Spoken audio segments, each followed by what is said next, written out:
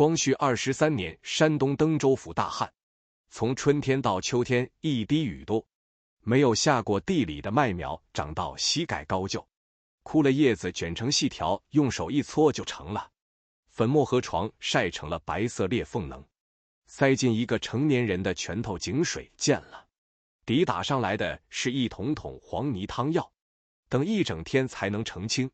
赵德厚蹲在自家地头抓了一把，干土放在手心里，攥紧土从他指缝间漏下来，像沙子一样。他把手翻过来，掌心里什么也没有剩下。他身后那2亩地是他爹传下来的，他爹也是从这块地里刨食吃长大的，他爷爷也是，但赵德厚现在蹲在这块地前面，心里很清楚地知道这块地养不活他了。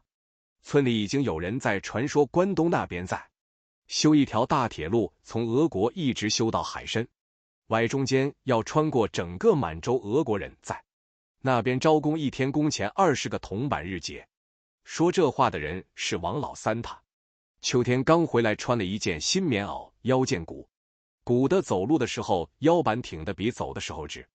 赵德厚问他关东什么样，王老三说冷比山东冷得多，雪能埋到膝盖以上，但是有活干。赵德厚当天晚上就跟老婆张氏说了，张氏没有哭没有闹，她坐在灶台前沉默了很久。锅里的水烧开了，咕嘟咕嘟的冒着泡，他往锅里撒了一把小米，用勺子搅了搅，然后他说了一句话：春天回来。赵德厚说春天，他点了点头。赵德厚把家里仅有的2亩地点给了邻居赵德贵，其实就是白送，说好了等他回来再赎。赵德贵给了3块银元作为点价，赵德厚把2块交给了张氏，留了1块揣在怀里。第二天一早，他跟着王老三和5个同乡上了路。张氏站在村口，手里牵着4岁的大儿子赵振国，怀里抱着刚满周岁的女儿赵振芳。他没有挥手。赵德厚走出一段，回头看了一眼，他还站在那里，他没有再回头。从登州到烟台走了1天半，到了烟台，王老三熟门熟路的找到了一条去大连的船，不是客船，是运货的。帆船船舱里堆满了咸鱼和淘气人，在货物中间找空隙坐下。赵德厚倚着一落陶罐，鼻子里全是咸鱼的味道。船在海上颠簸了2天2夜，他吐了一路。大连到了，赵德厚从船舱里爬出来的时候，腿是软的，脸色蜡黄。他扶着码头上的木桩站了大约1盏茶的功夫，才重新学会走路。大连比他见过的任何一个城镇多，大到处都是俄国人，穿着灰色军装的士兵，穿着深色制服的官员，穿着长靴的商人，街道上贴着俄文的招牌，路边停着俄国人的马车，行人在路上走的时候，俄国人从不让路。王老三说这地方现在叫达里尼市，俄国人起的名字，以前他叫青泥洼，就是一个打鱼的村子。赵德厚没有时间感叹他们在大连只待了1晚，第二天天没亮就向北出发了。王老三说铁路工地不在大连，在更北的地方，沿着辽东半岛的官道走，经过普兰店、瓦房店、熊岳城走到辽阳，再从辽阳坐一段马车到奉天，从奉天继续向北才能到哈尔滨。赵德厚问要多久，王老三说20天，如果脚程快的话。他们走了26天，路上的情况比王老三说的要复杂的多。刚出大连的时候路还算好走，俄国人为了修铁路，沿着官道修了简易的马车道，走了5天之后，路就变得越来越窄，最后变成了一条在丘陵和沼泽之间蜿蜒的土路。下雨的时候，路变成了泥潭，每一步都陷到脚踝以上，胶鞋踩在泥里发出扑哧扑哧的声音，每走一段就要停下来，用一根树枝把鞋底的泥刮掉。第二天，他们遇到了第一波从关东回来的人，那是3个山东口音的壮年汉子，每个人背着一个沉甸甸的包袱。其中一个跟王老三认识，停下来聊了几句。他说他们在大连港干了半年搬运工，攒了一点钱，准备回家过年。他说关东的活确实多，但人也多，俄国人招工不挑，来者不拒但工钱压得很低，而且冬天的活不好找，干完秋天那一波就得歇到开春。王老三问他大连招工的，是他说大连现在到处是俄国人的，工地修码头、修兵营、修仓库，什么活都有，但监工手里都提着鞭子。赵德厚在旁边听着，没有说话。他把包袱往肩上紧了紧，继续往前走。干粮在第8天就吃完了。之后他们靠沿途村庄的接济过活，有些村子的人还厚道，愿意用粗粮换他们的铜板。有些村子远远看到他们就关上了门，不是不善粮食，因为那年关东也不太平，逃荒的人太多，谁也管不了谁。走到辽阳的时候，赵德厚脚上磨出了6个水泡，他在路边找了一根针，用火燎了一下，把水泡一个一个挑破。王老三坐在旁边抽烟袋，看着他把脚包好，说了一句还远着呢。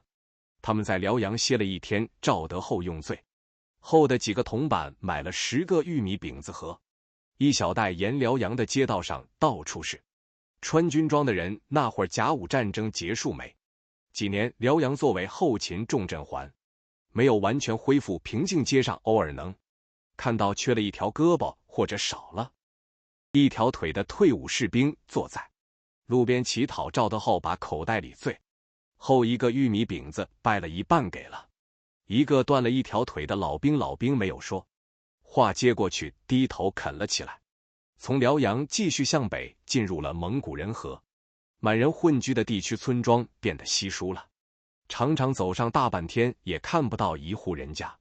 路上开始出现俄国人的巡逻队，他们骑着盾和马，背着步枪，看到中国的行人不理不睬。有一次赵德厚在路上遇到了一队大约20人的俄国骑兵，领头的军官用生硬的中文朝他们喊了一句站住，然后骑着马绕着他们走了一圈，确认他们身上没有武器之后，才挥手让他们走。赵德厚后来才知道，那是俄国人以保护铁路为名派出的巡逻队，名义上是保护工地，实际上是在测绘地形和收集情报。第26天，赵德厚站在松花江南岸，看到了对岸的哈尔滨。他这辈子第一次看到一座城市正在被从森林里砍伐出来。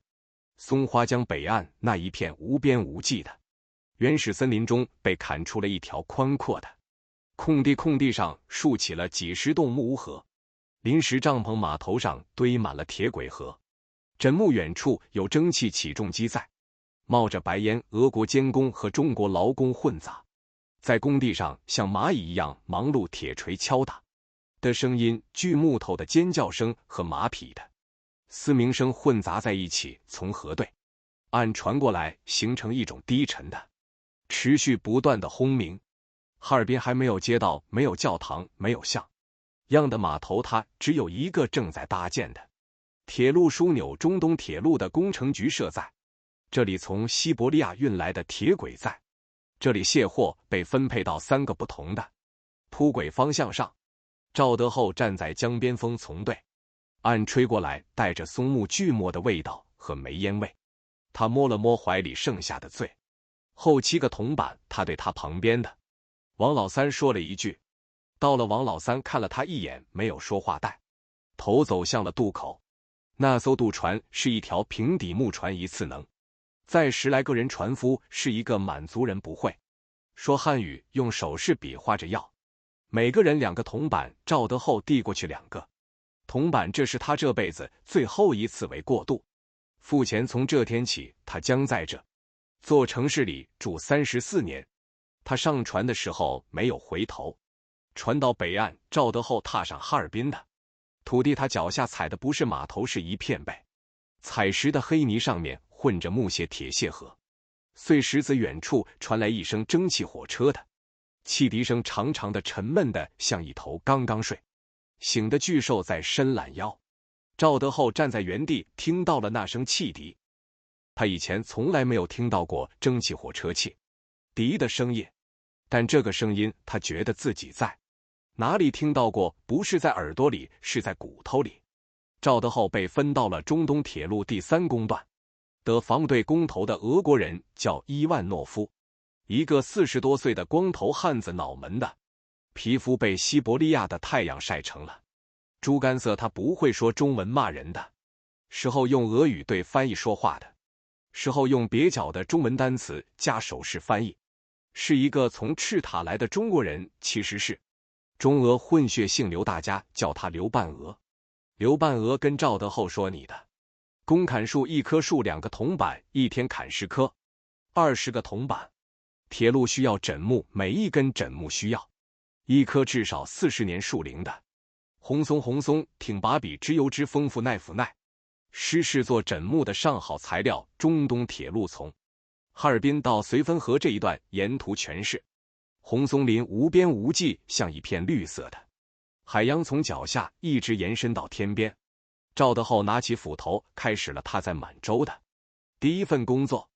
他和另外10几个人被分到一个叫刘大庄的人手下。刘大庄是河北沧州来的木匠，在老家跟师傅学了10年，木匠能做一手漂亮的榫卯活。他是赌钱输了地契才跑到关东来的伐木队，需要一个能识别树种和估算木材方量的人。刘大庄恰好会看简单的工程图，所以虽然他到工地才3天，就被指定为伐木组的组长。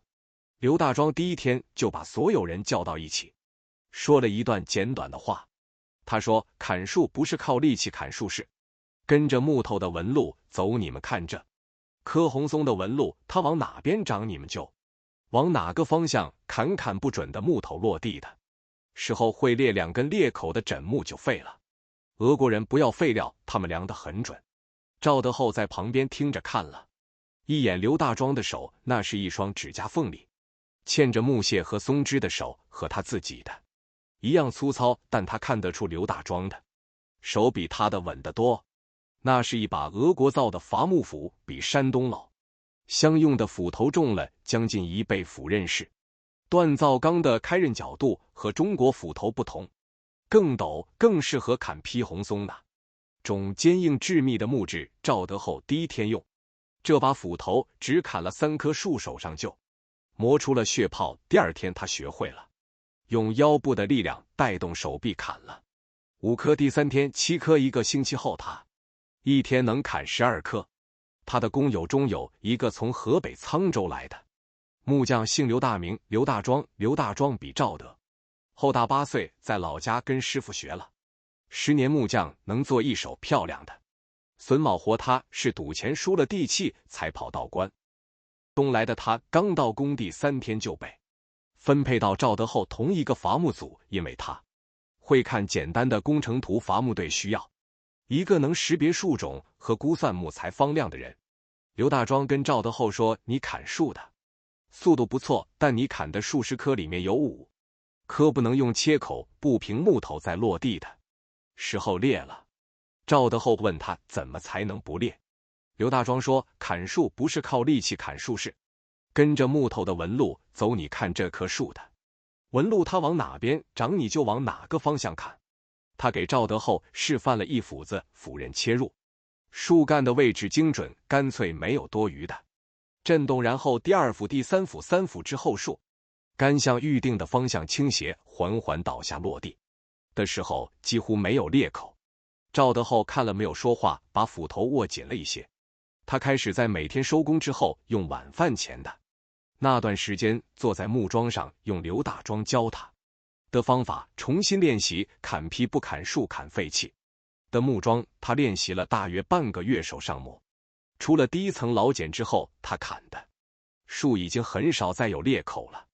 刘大庄有一天晚上路过，看到他坐在木桩上磨斧刃，停下来看了一会儿，说了一句：“你学东西不快，但你学了就不忘。”赵德厚没有抬头，说了一句：“落下的是不能落下第2次。”在工地上，赵德厚认识了第3个对他的命运产生影响的人，一个俄国翻译叫瓦西里。瓦西里全名瓦西里彼得·罗维奇索科洛夫，是伊尔库茨克人，原本是西伯利亚铁路上的电报员。因为会说几句中文，更准确地说他会说大约100个中文词，加上大量的手势，被中东铁路工程局调来当翻译。瓦西里教了赵德厚第一个俄语单词。那天赵德厚在砍树的时候斧头脱手了，斧刃差一点砍到旁边一个俄国监工的脚，监工跳起来骂了一长串俄语，赵德厚一个字也听不懂，但从表情和语气判断那是不可能好听的话。瓦西里走过来说他让你干活认真点，然后他拍赵德厚的肩膀，说了一个词。赵德厚看着他，瓦西里重复了一遍干活。赵德厚跟着说了一遍拉波带，他说不对，拉波带。差不多记住了干活。赵德厚记住了这个词，他用了30年。后来瓦西里成了赵德厚在工地上为数不多的说得上话的朋友之一。不是因为瓦西里特别喜欢他，是因为瓦西里对几乎所有中国工人都用一种不算亲近但也不轻蔑的态度。在工地上，一个俄国人对中国人不轻蔑，本身就已经是一件罕见的事情了。瓦西里在伊尔库茨克有一个妻子和2个孩子，他来哈尔滨工作不是为了理想，是为了前俄国远东的物价在涨工资不涨，中东铁路给翻译开的，薪水是西伯利亚铁路上的2倍。他打算干3年，攒够了钱就回去。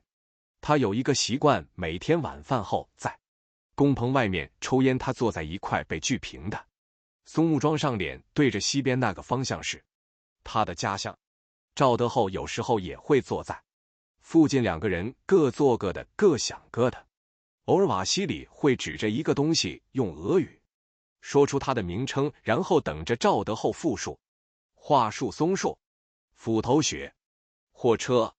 赵德厚像一个刚学说话的孩子一样，一句一句地跟着他说，声音不大，但发音很认真。他记不住的东西就用一块尖石头在桦树皮上画一个符号。有一次瓦西里想教他一个复杂一点的词，他解释了半天，赵德厚没有听懂，瓦西里自己也解释不清楚。最后他挥手说，算了，这个词我自己也不太会用。赵德厚在桦树皮上画了一个天平和1颗心的简图。他不懂这个词，但他记住了这个图案。伐木队里还有一个沉默寡言的人，他没有名字，大家叫他老普。老普是朝鲜人，他是跨过图门江过来的，不会说汉语，也不会说俄语。在工地上，他的沟通方式只有2种，点头和干活。他不会点头以外的任何回应，不抱怨，不主动，不抬头。他每天的劳动量比所有人都大，不是因为他勤快，是因为他害怕。他害怕被赶走，因为冬天在原始森林里被赶走的人活不过3天。老普有一次在收工后，被赵德厚看到从口袋里掉出一块用红纸包着的东西，红纸已经磨烂了，露出玉的颜色，浅绿色的，上面刻着2个字平安。赵德厚捡起来还给他，老普接过去的时候手在抖。他看了赵德厚一眼，点头，然后把玉佩重新包好放进了内衣口袋里。那是赵德厚认识的第一个朝鲜人。后来他在哈尔滨还会认识很多个，但老普是他认识的第一个。他也认识了几个从河南来的人，其中一个姓马，年纪不大，才18岁，脸上还有少年的轮廓。他每天跟赵德厚分在同一片林区砍树，他砍树的姿势不对斧刃吃得太前，每一斧都只削下一层薄薄的木片，要砍很多下树才肯倒下来。赵德厚教他把斧刃吃深一点，用腰部发力。他试了一下，效果好了很多。他对赵德厚笑了笑，说了一句谢谢哥。赵德厚说不用谢。他问哪个年轻人你叫什么名字？他说我叫马小柱。赵德厚问他来关东是为了什么？马小柱说家里遭了水灾，爹死了，娘带着妹妹改嫁了，他没有地方去了，听说关东有活干就来了。他说他也不知道以后怎么办，先活着再说。赵德厚没有说话，他拍了拍马小柱的肩膀。那年冬天，马小柱没有撑过去。12月初的一个早晨，他在工棚里没有醒来。前一天晚上，他说冷，赵德厚把自己的棉袄盖在他身上，但棉袄太薄了，没有用。第二天早上，他睁开眼睛的时候，看到马小柱的嘴唇是灰色的，摸了一下，额头已经凉透了。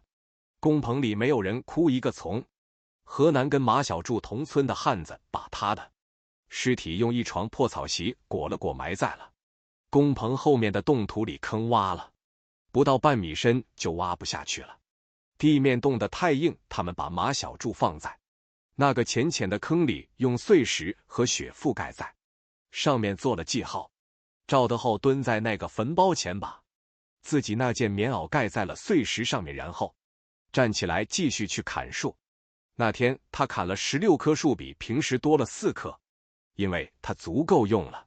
那年冬天来得格外早，10月中旬松花江面上就开始结冰了，11月雪已经堆到了膝盖以上，工地上的帐篷被雪压塌了2顶，压伤了3个工人。工程局下令停止露天作业，伐木队转入冬季备料，把夏天砍下的木材集中堆放到冻土上，等春天解冻后再加工。赵德厚在冬歇期间住在一间用原木和木板搭成的工棚里，工棚大约30米长，6米宽，中间是一条走道，两边是通铺。一个工棚住60到80个人，工棚的两端各有一个铸铁炉子，但炉子的热量传不到中间，所以在工棚里睡觉的正确姿势是把所有能穿的衣服都穿上，然后把棉被裹紧缩成一团。赵德厚没有棉被，他从山东带来的那件棉袄，白天当衣服穿，晚上当被子盖，不到1个月，棉絮就滚成了团，露出了里面灰色的已经发硬的黑心棉。他把桦树皮夹在棉袄和身体之间挡风，旁边的人看到了，也学着往衣服里塞树皮。不久之后呢，监工棚里的人看起来像一群披着树皮的野人。冬天的工棚里有一种固定的气味，汗味、霉味和从冻土中翻出来的那股腐殖质的味道混合在一起，像一床从来没有晾晒过的棉被，盖了几10年。工棚里的人在冬天很少说话，不是因为没话说，是说话太费力气了。冷空气吸进肺里，需要用更多的热量才能呼出来，所以大家都学会了在最少的语言内完成交流，一个眼神，一个手势，一声从喉咙里挤出来的单音节词就够了。但冬天也有冬天的事做，有人用废木料刻烟斗，有人用桦树皮缝补鞋子，有人用不知道从哪里找来的一副缺了2张牌的扑克打牌。赵德厚什么都不做，他坐在通铺的最边缘，手里攥着那本他还没有开始写的账本，没有纸，他用的是桦树皮，没有墨，他用的是烧过的木炭和松脂混合成的墨汁，在桦树皮上写字，写的是俄语单词，右边画一个图形帮他记忆。桦树画一根树枝，松树画一个三角形，雪画一条斜线，火车画2个轮子和一条横杠。他在哈尔滨的第1个冬天学会了大约30个俄语单词。11月末的一个傍晚，赵德厚从工棚的窗口看到了松花江对岸的落日，太阳又大又圆，颜色是暗红色的，一点也不刺眼。它挂在光秃秃的白桦树枝上，像一个被冻僵的火球。他坐在通铺上，透过那扇结着厚厚冰霜的窗户，看着那颗太阳慢慢沉入地平线以下。他突然想起了张玉兰，想起了村口，他站在那里，手里牵着孩子，没有挥手的样子。他摸了摸怀里剩下的那块银元和几枚铜板，他还没有攒够回家的路费，但他也没有想过回家，不是因为不想，是因为他知道回去了那2亩地也养不活他们。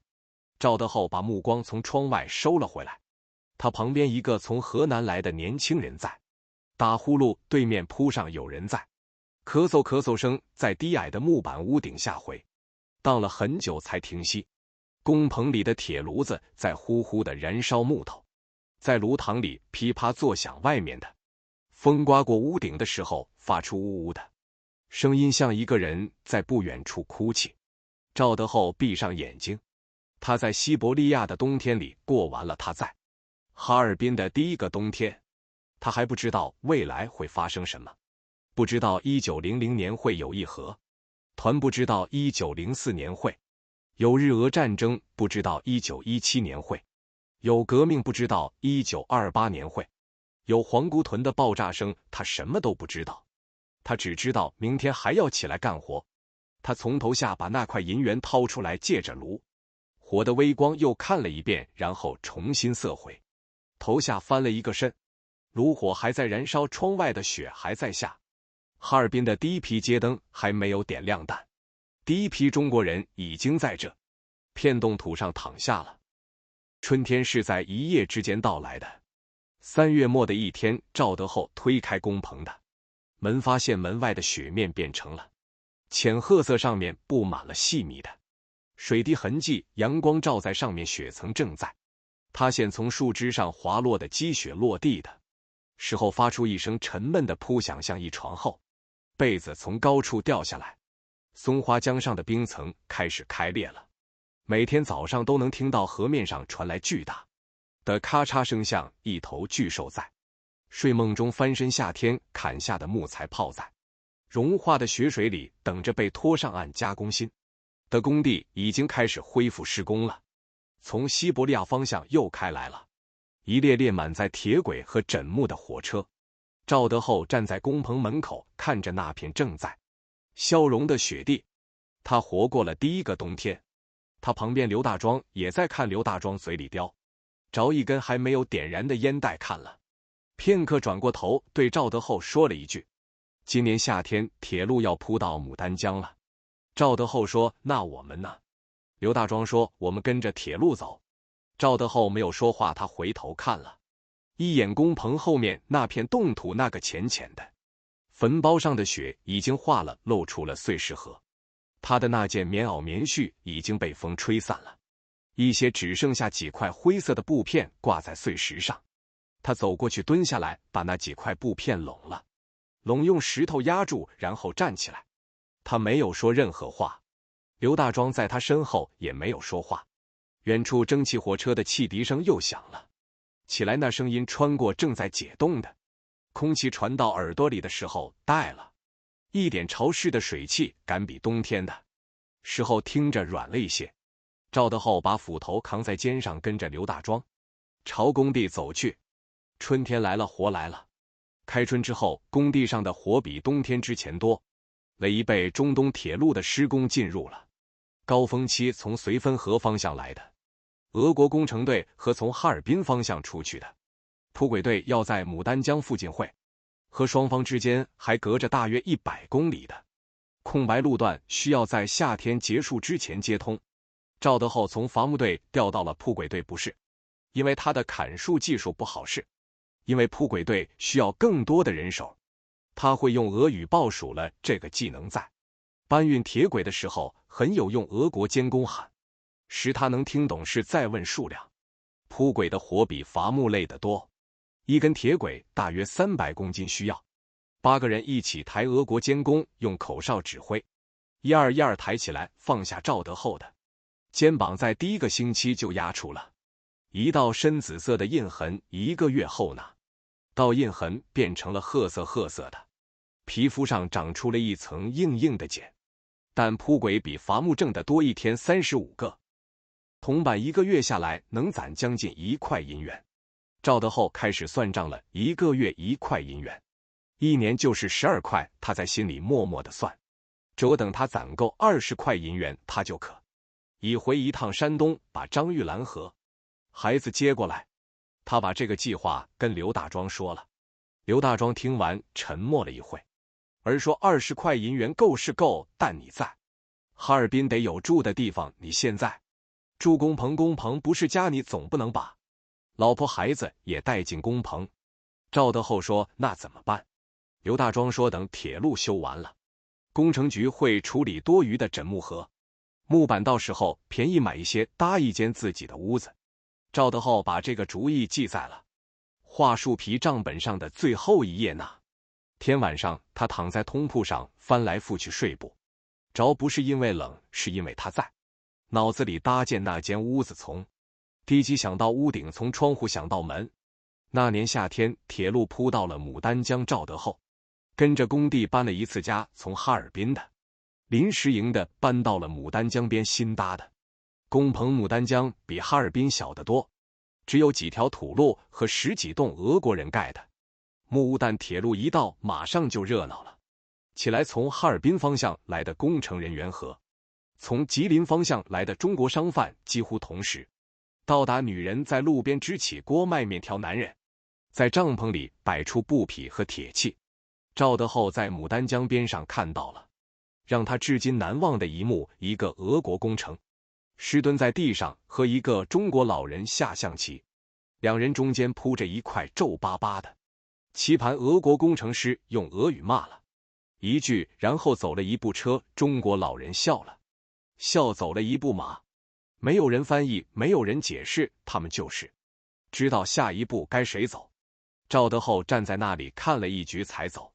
秋天，赵德厚攒够了8块银元，他算了算，按这个速度，再过1年半他就能凑够20块。他把那8块银元用1块破布包好，塞在铺盖卷的最深处，每天晚上睡觉之前摸一次，看还在不在。9月中旬的一个傍晚，瓦西里来找他。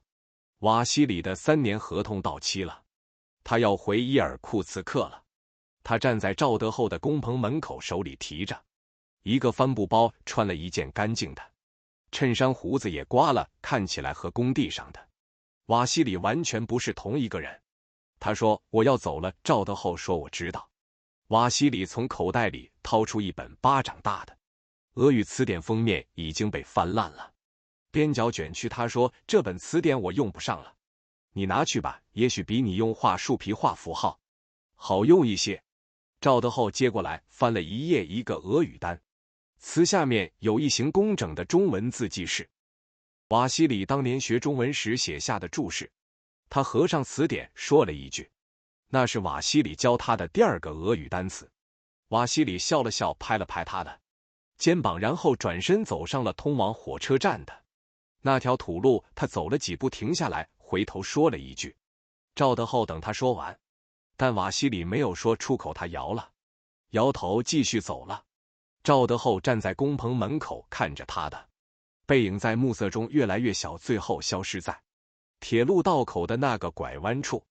那本词典赵德厚后来用了很多年，翻到封面掉了，书籍散了，就用麻线重新捆上，用浆糊粘上，用到现在。这本词典还在他的工具箱最底层，纸已经黄成了秋天的落叶颜色，但他每次翻开的时候，总能一眼认出瓦西里当年写下的那一行工整的俄文注释，因为一个字也没有褪色。下一章，第2章，画木椅子。